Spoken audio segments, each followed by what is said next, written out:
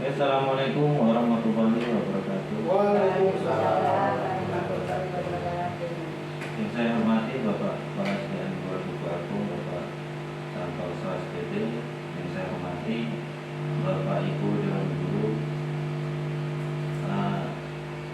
Alhamdulillah, puji syukur kehadirat Allah Subhanahu wa taala yang telah memberikan rahmat hidayah dan karunia-Nya sehingga kita dapat berkumpul di ruangan ini dengan keadaan sehat walafiat. Juga lainnya salawat berserta salam semoga tetap bercurahkan kepada junjungan kita Nabi besar Muhammad SAW, karena beliaulah yang kita nantikan sahabatnya kelak di yaumul qiyamah.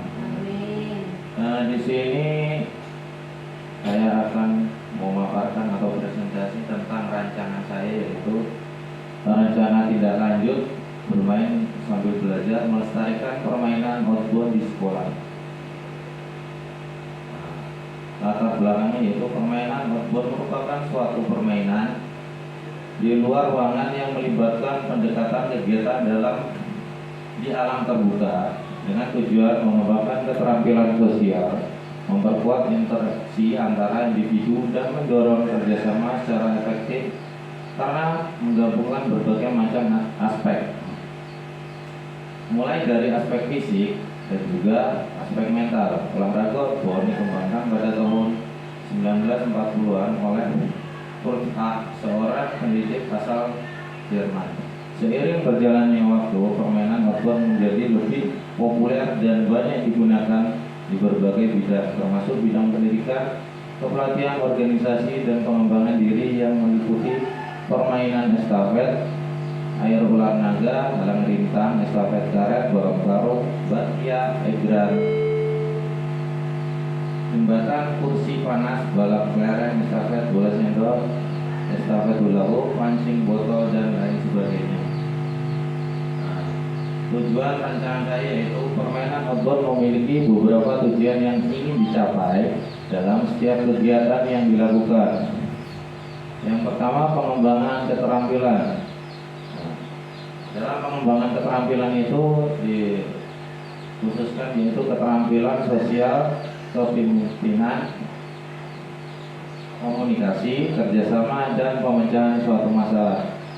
Selanjutnya, peningkatan kepercayaan diri untuk keberhasilan mengatasi tantangan akan merasa lebih percaya diri. Selanjutnya, pembangunan hubungan dapat memperkuat hubungan antar individu dalam suatu kelompok.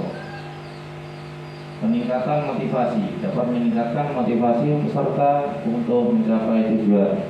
Selanjutnya, meningkatkan konsentrasi melatih peningkatan daya fokus serta daya ingat terhadap suatu ide. Capaian dan langkah yang diharapkan. Yang pertama, keterampilan olahraga. Yang kedua, keterampilan sosial. Yang ketiga, keterampilan kognitif. Yang keempat, karakter. Dan yang kelima, pemahaman konsep model sport education. Langkah pembelajaran.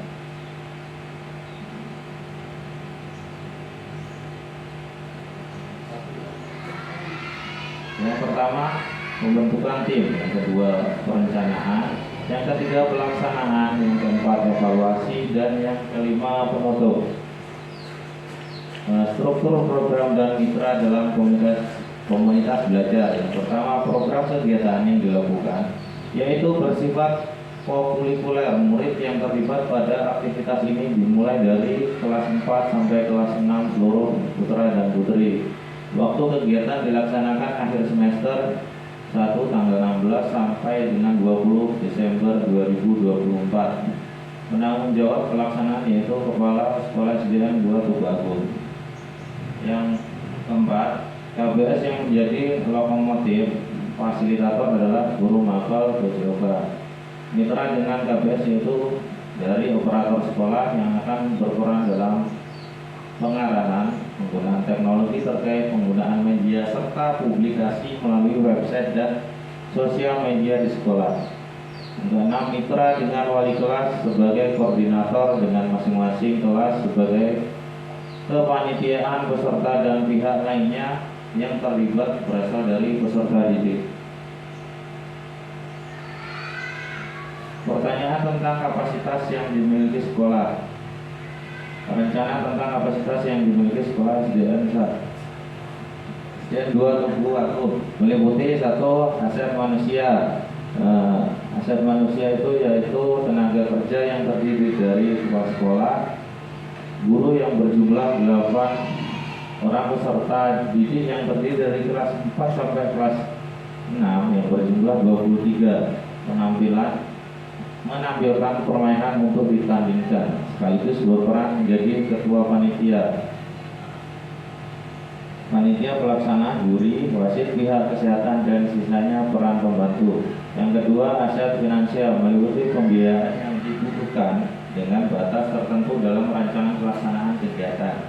Yang ketiga, aset sosial. Kegiatan ini ditunjukkan untuk menciptakan kerjasama, saling percaya, dan rasa tanggung jawab mengenai rancangan kegiatan. Yang keempat, aset agama dan budaya, diciptakan ruang dalam bentuk saling menghargai satu sama lain. Yang kelima, aset fisik. Sekolah memiliki fasilitas dalam sekolah yang memadai dalam rencana pelaksanaan kegiatan. Yang keenam, aset alam. Kegiatan ini ditunjukkan untuk mengenal lingkungan sekitar sebagai sarana pelaksanaan kegiatan pembelajaran yang menyenangkan. Selanjutnya, rencana evaluasi. Dalam tahapan implementasi permainan outbound masing-masing tahapan harus dipantau dan dievaluasi, yaitu evaluasi dan refleksi penerapan permainan outbound sesuai dengan model pembelajaran sport education dalam PJOK. Hal-hal yang harus dievaluasi yakni: 1. Tujuan pembelajaran dengan meninjau tercapaian tujuan pembelajaran dalam kreativitas permainan outbound. Yang kedua, umpan balik dari murid, yakni dengan mengumpulkan pendapat peserta didik dari hasil refleksi kegiatan. Yang ketiga, refleksi guru terhadap perencanaan pelaksanaan kegiatan dan pengelolaan kegiatan. Yang keempat, evaluasi kinerja masing-masing tim dalam kolaborasi pada kegiatan pembelajaran.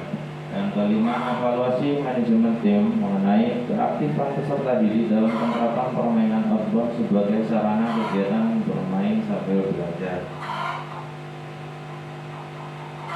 Kemungkinan tantangan: yang pertama, pengelolaan waktu dapat mempengaruhi penyelenggaraan. Kedua, faktor alam. Ketiga, kesulitan dalam manajemen tim. Yang keempat, kurangnya motivasi dari peserta didik. Yang kelima, kurangnya dukungan orang tua. Solusinya: yang pertama, penjadwalan yang efisien. Yang kedua, ditunda sehari. Yang ketiga, komunikasi terbuka dengan segera mengenai konflik. Yang keempat, memberikan motivasi. Yang kelima, memberikan masukan mengenai manfaat bermain sambil belajar. Mungkin cukup sekian dari rancangan yang saya paparkan. Kira-kira untuk Bapak kepala sekolah itu disetujui atau tidak rancangan yang saya buat, dan diharapkan memberikan masukan atau kritik, sasaran. Aku dipersilakan, Pak.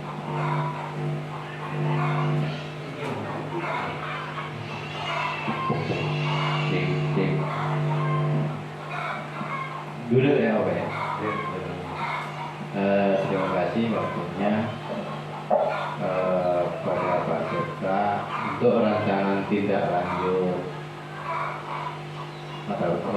rancangan tindak lanjut, yaitu dengan tema bermain sambil belajar, melestarikan permainan outbound di sekolah. Itu secara garis besarnya sudah sesuai yang kita harapkan.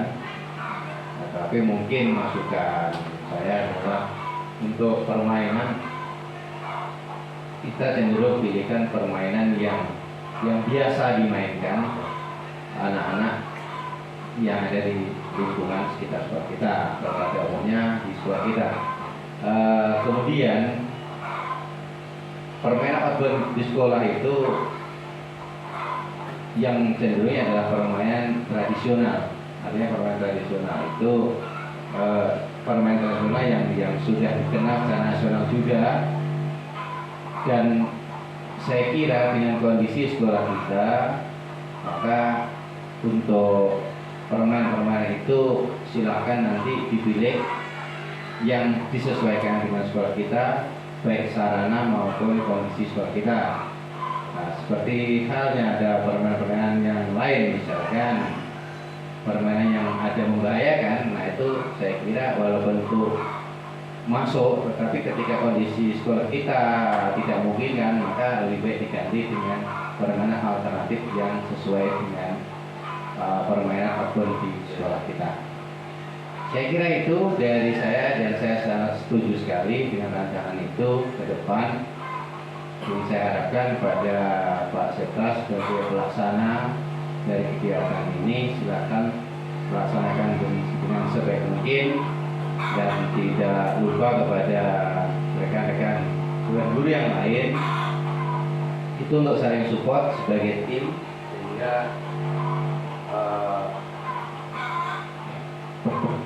sehingga pelaksanaan rencana tidak lanjut itu bisa berjalan dengan maksimal. Itu saja, terima kasih. Terima kasih.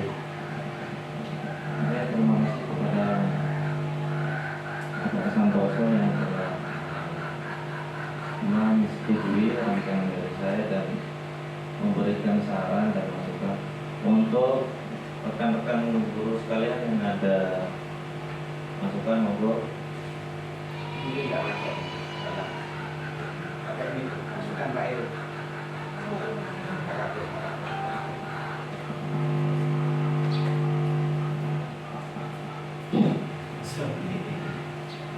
Ya, jadi terima kasih untuk waktunya. Secara keseluruhan rencana tidak lanjut yang telah disampaikan oleh Pak Sekda tadi cukup baik untuk perkembangan anak, karena di zaman yang modern sekarang cenderung permainan outdoor yang berbasis permainan tradisional itu jarang dimainkan di saat ini. Makanya ketika nanti kami sebagai rekan pendidik diminta bantuan untuk berkoordinasi bekerjasama dalam menyelenggarakan kegiatan tersebut, kami dengan senang hati akan membantunya. Cuma di dalam pemilihan permainan tadi, mohon juga dipertimbangkan keselamatan peserta itu. Jadi kita pilih permainan outdoor yang minim resiko agar keselamatan anak kita tetap terjamin. Tidak mungkin dapat terjadi. Terima kasih.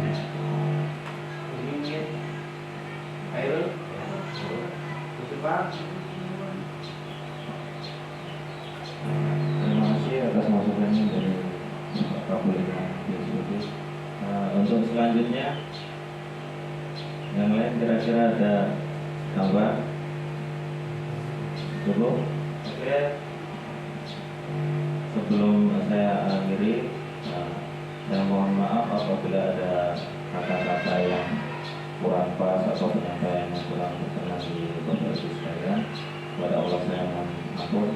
Saya akhiri, wabillahi taufiq wal hidayah. Wassalamualaikum warahmatullahi wabarakatuh. Waalaikumsalam.